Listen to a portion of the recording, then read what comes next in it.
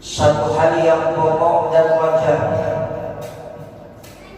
bahwa setiap ajaran agama menuntut adanya loyalitas yang penuh dari setiap kita para penganutnya, yaitu dukungan dan kecintaan yang kita buktikan dengan ketaatan total tanpa parsial.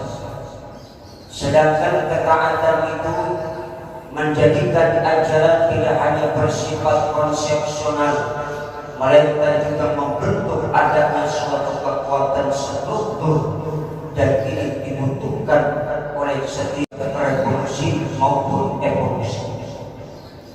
Ketaatan itu sendiri merupakan perekat antara teori dengan praktek, antara pemimpin dengan umat, antara Allah dengan kita selaku hamba. Dan Allah sebagai pemilik ketaatan mutlak mendelegasikan ketaatannya itu kepada junjungan kita baginda Rasulullah Nabi Muhammad sallallahu alaihi wasallam. Dalam sebuah ayatnya Allah berfirman, "Wa ma arsalna min rasulin illa liyuta'a bi'idznillah."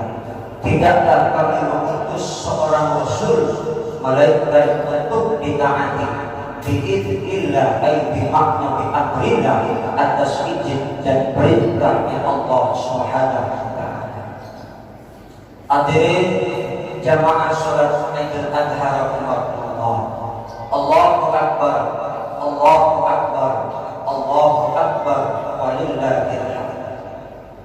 Ketaatan dan keimanan merupakan dua hal yang tidak dapat dipisahkan dari kehidupan. Taat itu adalah bahasa iman yang hakikat. Tanpa ketaatan tidak bakal ada keimanan.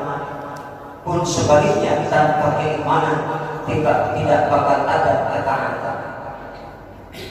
Kita lihat bagaimana ketaatan seorang Nabi dan Rasul yang punya gelar begitu mulia, Khalilullah, kekasihnya Allah. Beliau adalah sosok Nabi Ibrahim alaihissalam. Kita lihat ketaatan Nabi Ibrahim kepada Allah luar biasa. Ini karena didasari dengan keimanan yang begitu hebat. Ketika Allah uji Nabi Ibrahim dengan perintah yang cukup berat, tetap perintah itu terasa ringan dan dilaksanakan dengan sebaik-baiknya. Dalam catatan sejarah kita tahu bahwa Nabi Ibrahim ketika berumah tangga dengan seorang perempuan, Siti Sarah, istri pertamanya, tidak dikaruniai Allah seorang anak. Maka ketika Siti Sarah meminta Nabi Ibrahim untuk menikah, Nabi Ibrahim pun tidak mau.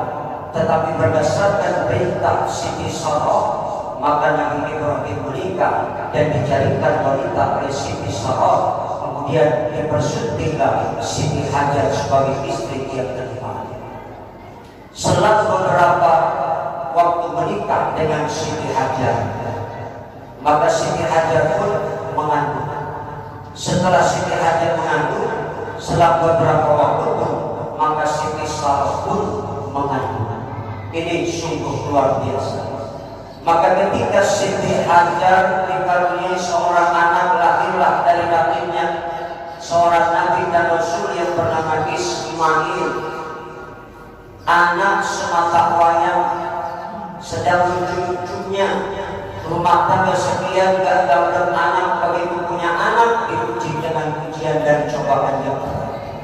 Ketika Nabi Allah Ibrahim diuji oleh Allah, dibakar di tengah kobaran api yang panas membara. Itu ujian ringan. Tetapi ketika Allah perintah Nabi Ibrahim diuji untuk mengorbankan putra kesayangannya, inilah ujian yang paling berat dalam hidupnya. Bagaimana sejarahnya? Sehingga Nabi Ismail, anak semata wayang, mendapat perintah oleh Allah untuk dikorbankan. Nabi Ibrahim seorang sosok Nabi dan Rasul yang begitu dermawan. Sifat kedermawannya luar biasa. Beliau punya binatang ternak 100 ekor onta, 300 ekor sapi, 1000 ekor domba. Itu disedekahkan. Ketika disedekahkan binatang ternaknya, serta berkah malaikat Jibril merasa terhanyut dengan kedermawanan Nabi Ibrahim alaihissalam. Maka apa kata malaikat Jibril? Ya Ibrahim, sungguh luar biasa kedermawanan Bapak.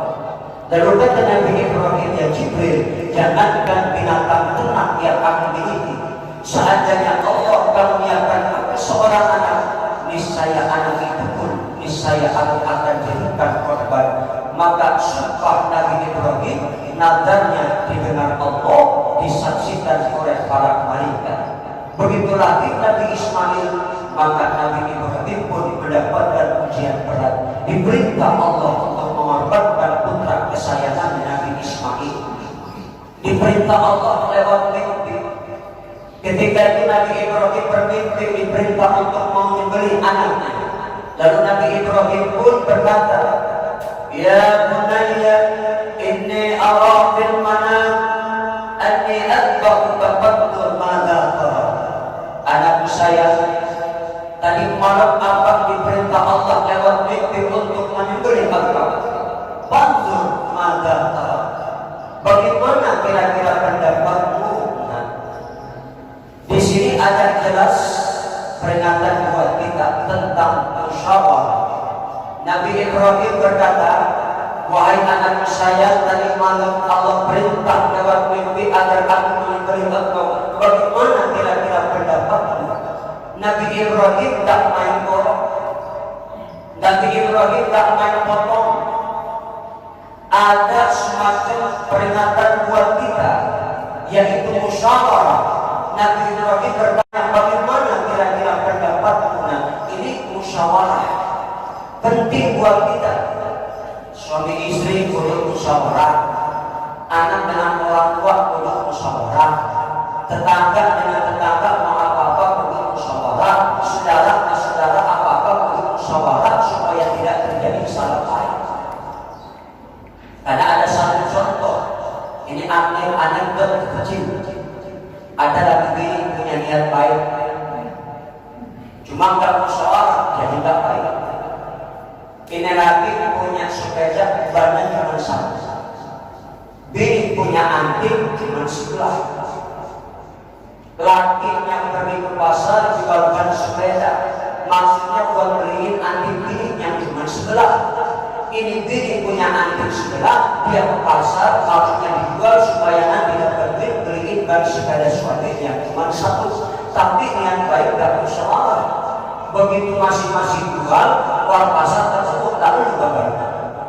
Lalu lu dari mana? Jual ban sepeda buat beliin anting, goblok lu.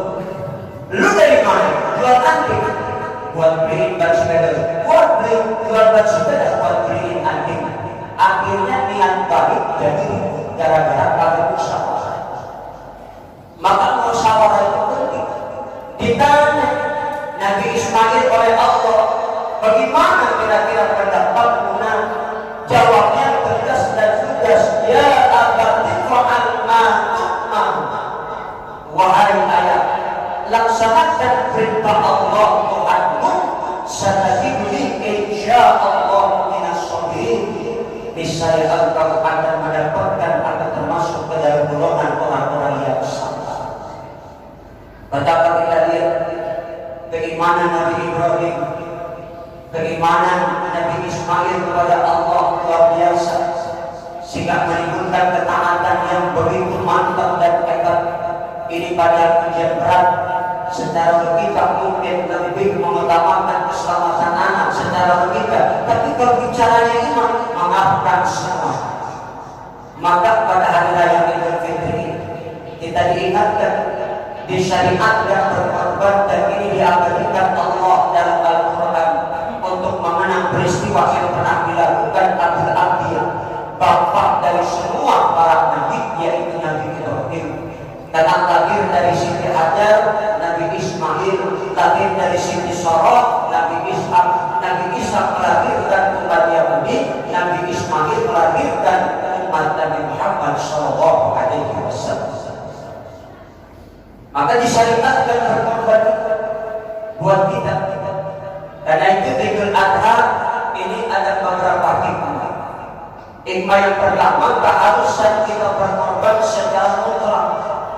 Karena jiwa berkorban itu merupakan hal yang mutlak dalam kehidupan. Tidak ada seseorang manusia bisa hidup sejahtera tanpa sebuah pengorbanan. Tidak ada seorang pemimpin bisa dapat berlaku adil tanpa ia rela berkorban, mengorbankan kepentingan pribadi untuk rakyatnya. Ini yang ada kadang-kadang mengorbankan rakyat untuk kepentingan pribadinya. Ini pemimpin sekarang mengedepankan kepentingan rakyat daripada kepentingan pribadi. Nah, ini pemimpin sekarang yang ada mengorbankan rakyat untuk kepentingan pribadi dan golongan. Na'udzubillah min dzalik. Karena pejabat sekarang menganggap bahwa puncak kebahagiaan itu adalah jabatan. Jabatan itu adalah puncak prestasi. Sehingga banyak pejabat yang tidak mempunyai naluri, sehingga mengorbankan rakyatnya dengan kepentingan pribadi. Padahal prestasi yang hakiki itu adalah ketika seseorang menemukan kebahagiaan saat mengenal Allah dan mencintai Allah di atas segala-galanya. Inilah prestasi yang dimiliki oleh Nabi Ibrahim. Nabi Ibrahim begitu cintanya kepada Allah, tidak mengalahkan cintanya kepada anaknya, kepada istrinya. Kita pun boleh cinta kepada istri, cinta kepada anak, cinta kepada harta, tapi jangan sampai cinta kita kepada harta, kepada istri, kepada keluarga mengalahkan cinta kita kepada Allah. Cinta kepada Allah adalah cinta yang hakiki, cinta yang kekal abadi. Lalu hikmah yang kedua, keharusan kita untuk menegakkan kebenaran, keadilan, kesejahteraan dengan pengorbanan yang tanpa dibatasi oleh waktu dan perbedaan. Kita lihat bagaimana dulu Nabi Ibrahim berkorban, lalu Nabi kita Muhammad berkorban, kemudian para sahabat berkorban, para aulia dan para ulama salafus saleh berkorban, dan kita pun yang saat ini dianjurkan untuk berkorban. Bahkan menurut Imam Abu Hanifah, berkorban itu hukumnya wajib. Kenyataan sekarang sudah orang lebih mencintai harta, tahta dan wanita ketimbang Allah. Ini terbukti. Dan ini menurut Imam Ghazali bahwa sejak kita manusia ini lahir ke alam dunia, pada umumnya manusia sudah dimabuk oleh kesenangan, dimabuk oleh permainan. Waktu kecil manusia itu dimabuk oleh permainan. Begitu dewasa dimabuk oleh baju dan perhiasan. Ketika lebih dewasa lagi dimabuk oleh syahwatnya, dimabuk oleh istri, kekasih, perempuan. Setelah itu dimabuk oleh kekuasaan, bahkan rela berkorban demi kekuasaan. Berapapun harganya dibayar demi sebuah kekuasaan Allah di atas segala-galanya, memperkuat akidah dan keyakinan kita kepada Allah Subhanahu wa taala. Mestinya kita semuanya umat Islam, yuk sama-sama senantiasa memperkuat tauhid kita kepada Allah Subhanahu wa taala. Nah, oleh karena itu Idul Adha ini melahirkan beberapa hikmah. Lalu hikmah yang terakhir adalah bahwa hari raya kita Idul Adha ini hari raya yang mengingatkan betapa pentingnya persatuan dan kesatuan. Bahwa kita sebagai umat Islam disatukan dalam ibadah, disatukan dalam kekuatan,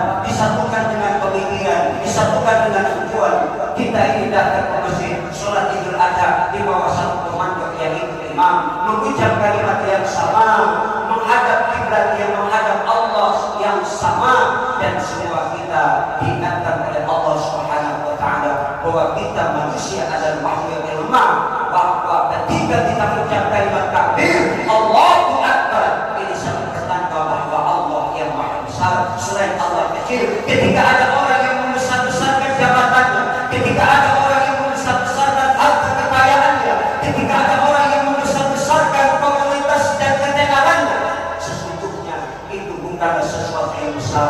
Yang maha besar adalah Allah Subhanahu wa taala. Mudah-mudahan kita semuanya dijadikan hamba yang bertakwa, amin ya rabbal alamin. Dan semoga kita bisa mencontoh apa yang telah dicontohkan oleh Allah dalam sejarah sepanjang kehidupan. Nabi Ibrahim adalah teladan kita untuk kita memperkuat tauhid kita kepada Allah Subhanahu wa taala. A'udzu billahi minasyaitonir rajim. Bismillahirrahmanirrahim.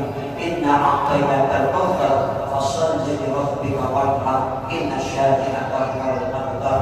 Barakallahu li wa lakum bil Qur'anil azim wa nafa'ani wa iyyakum bima fihi minal ayati wa dhikril hakim. Aqulu qawli hadza wastaghfiruhu innahu huwal